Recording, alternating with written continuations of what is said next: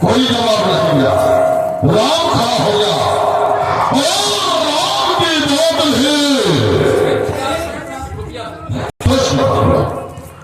कोई बात नहीं है। क्यों मेरी भाव है बनी है, क्यों इसका भाव जाना था।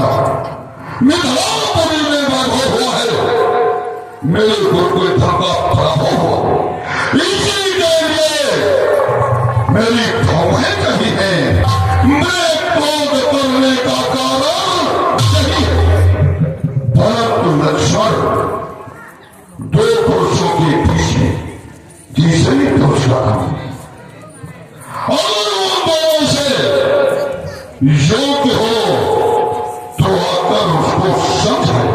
बोल गुरु से पता है या राम